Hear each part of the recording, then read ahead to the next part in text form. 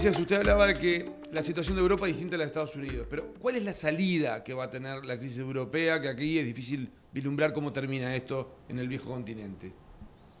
¿Cuál fue la que está aplicando Estados Unidos? Han sido mucho más rápidos en tomar decisiones. El problema de liquidez lo resolvieron a través de la Reserva Federal, emitiendo todo lo que había que emitir para salvar a los bancos que debían quedar vivos. Otros murieron porque no tenían solución, pero los que debían sostenerse sostuvieron. La economía está recibiendo impulsos importantes de demanda para llevar adelante el estímulo al crecimiento, especialmente con las pequeñas y medianas empresas. Ese paquete que hizo el amigo Obama, que lo está negociando, yo creo que es una idea muy buena. Ese es Estados Unidos.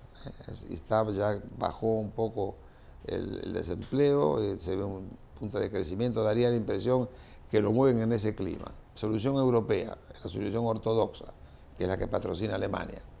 Acá lo primero de todo es equilibrar los balances fiscales, recortando el gasto a lo que dé lugar. Eso significa, incluso en materia de, significa que ayuda de liquidez muy limitada. Esa es la gran discusión que va a tener lugar hoy y mañana en Bruselas. ¿Cómo hacen para darle liquidez? Hay países como Alemania que no quieren dar los bonos al Banco Central, quieren que sea una ayuda moderada. Eso es una solución ortodoxa, donde la idea es que si se equilibran los balances fiscales, si se hace una política de austeridad dolorosísima, eso va a convencer a los empresarios que van a volver a invertir. Ojalá que fuera así. En algo es verdad, en alguna cosa es verdad. Pero es más complejo que eso. No, es más doloroso y además hay sociedades que han vivido un estado de bienestar que al ver mordidas sus beneficios no van a reaccionar con la misma forma que quisieron reaccionar los americanos. Entonces, de alguna manera yo veo en Europa indefinición de soluciones, indecisión, demora en adoptar decisiones y debilidad en la lideranza política. Eso es lo que hace que el tema se esté prolongando por meses y meses, y ahí aparece la inquietud de los mercados. Y ahí aparece, después se asombran de que hay especulación. Es natural. Ahora, se prolonga, entonces eso permite esos vaivenes de bursátiles, que un día está todo bien, otro día está todo mal. Pero a largo plazo, el euro, la zona euro con una moneda común, un banco central, ¿es sostenible? O sea, o hay países que van a tener que quedar en euro A y euro B. Si no hay soluciones colectivas como las que todos aspiran, se abren incógnitas, y en esas incógnitas pueden estar esas soluciones que usted dice. No está excluido que mañana la falta de capacidad de tomar decisiones y la unidad política para llevarlas a cabo conduzca a ese fenómeno. Yo creo que no. Yo creo que es tan catastrófico, es tan apocalíptico lo que ocurriría con la desaparición del euro, que yo me imagino que habrá que tener cuidado. También le digo, estos días recordé un libro, y alguna vez lo mencioné públicamente, de esta americana que escribió un libro que se llama Las locuras de la historia, Barbara Tuchman. Y es fantástico porque ella dice, en determinado momento estaban las soluciones, debieron haberse tomado, y la humanidad tuvo un gesto de locura y no lo hizo. Entonces la historia está llena de locuras. Entonces excluir la locura ahora me parece que es prematuro. Yo creo que esperemos que no y hagamos posible porque eso no ocurra. Pero las indefiniciones, cuando teníamos nosotros, cuando estábamos metidos en los ajustes de los años 90, me tocaron todos los ajustes, todos. Y me acuerdo que había una famosa definición que decía lo siguiente: cuando hay que hacer unas políticas y hay que cortarle la cola al perro, no se la corte de pedacitos, cortársela donde haya que cortarla de una vez porque va a sufrir mucho menos el animal. Algo de eso pasa también con la economía. Y eso son todas cosas que nosotros hemos vivido. A mí lo que me llamó la atención, te debo decir, es cómo es posible que en Europa, nosotros somos una extensión de Europa en muchas cosas, cómo es posible que no hayan analizado lo que pasó acá. El plan Baker de los años 80, el plan Brady de los años 90, donde aprendimos a manejar la crisis a golpes.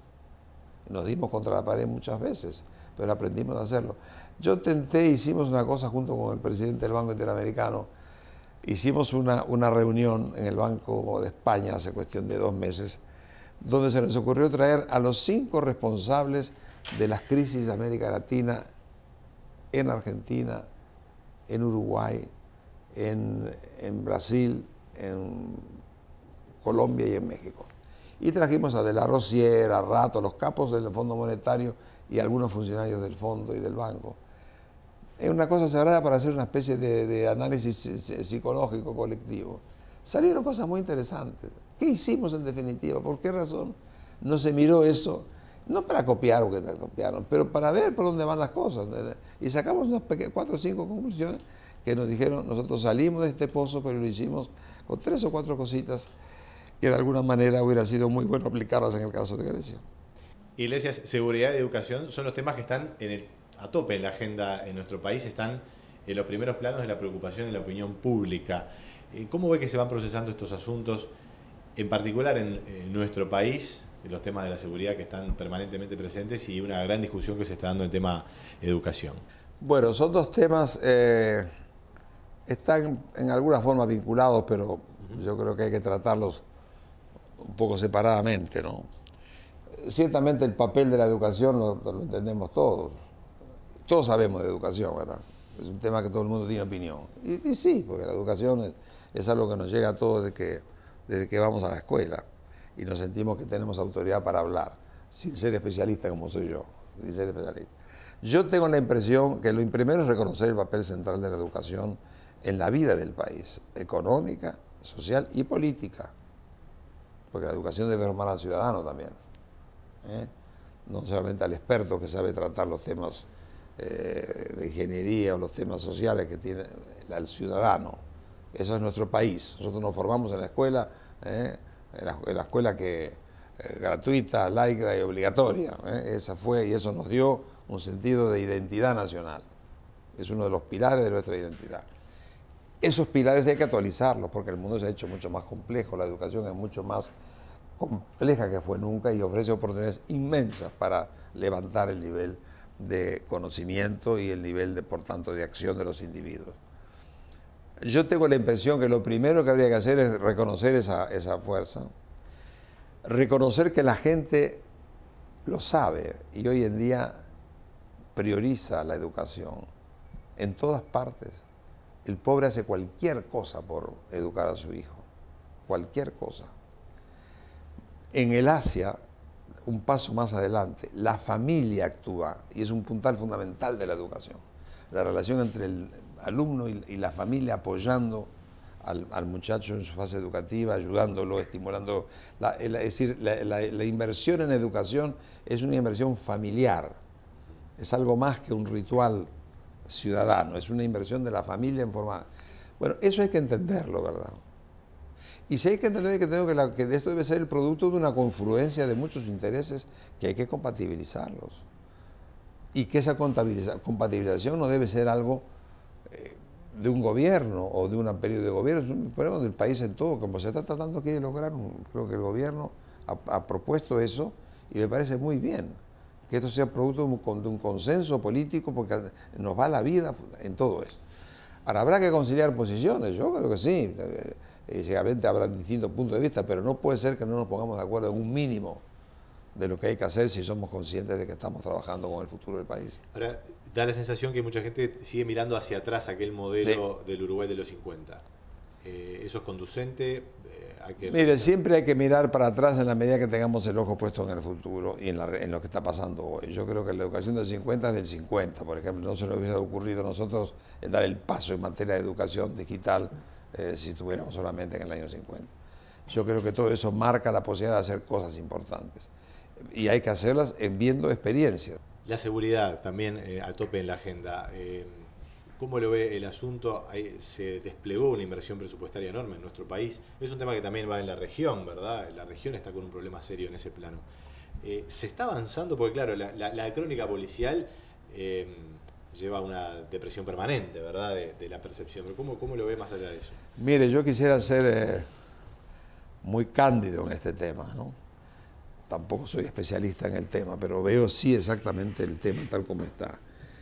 Yo diría que esa batalla la estamos perdiendo en América Latina, en el mundo también, en general. Los poderes fácticos que salen de esta... La batalla de la droga y la batalla del narcotráfico las dos batallas, el consumo y el narcotráfico, que están muy vinculados, pero no son necesariamente lo mismo. Y el narcotráfico se ha convertido en un poder inmenso que desafía a los gobiernos fuertes y débiles, desafía a la sociedad, desafía a los valores éticos, corrompe todo lo que hay en el camino. Judicaturas, iglesias, yo qué sé, valores, instituciones, es un poder inmenso que bueno, eso obliga a mirar con nuevos ojos. Yo creo que hay un informe que acaban de hacer 3 expresidentes, el presidente Cardoso de Brasil, el presidente Gaviria de Colombia y el presidente Zedillo de México, donde se plantean el tema y en síntesis dicen lo siguiente: el problema, por supuesto, está en una llamada fase internacional donde opera el narcotráfico, donde es muy difícil ganar la batalla. Ellos dicen, tenemos que concentrarnos en el tema interno, en el consumo dentro del país. Eso es lo que debe preocuparnos, que se ha extendido en forma dramática. Ellos se han volcado bastante, se han acercado a un enfoque más liberal desde el punto de vista de las prohibiciones de consumo. Desde luego, está todo el tema liberal, que es liberal, todo es un tema en discusión, pero lo importante es que el consumo es lo que realmente genera el gran problema actual. Lo otro es muy difícil ganarlo.